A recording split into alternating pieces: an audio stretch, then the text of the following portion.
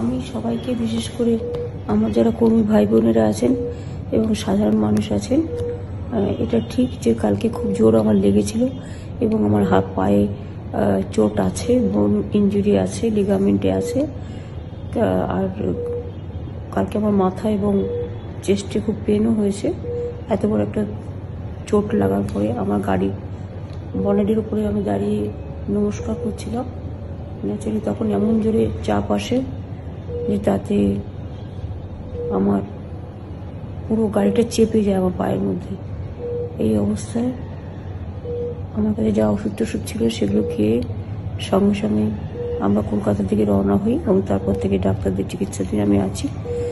আমি অনুরোধ করব আমার সকলের কাছে যে সকলে শান্ত থাকুন, সংযত থাকুন, ভালো থাকুন, আর এমন কিছু করবেন না যাতে মানুষের কোনো অসুবিধা হয়। আমি আশা করি 2-3 দিনের মধ্যে আমি আবার নিজের ফিল্ডে ফিরে যেতে পারবো। তবে হয়তো পায়ের প্রবলেম থাকবে, কিন্তু আমি ম্যানেজ করে নেব। আমার মিটিং আমি কিছুই নষ্ট করব না, বাট হয়তো আমাকে কিছুদিন হুইল চেয়ারে করতে হবে, সেটা আপনাদের সহযোগিতা চাইব।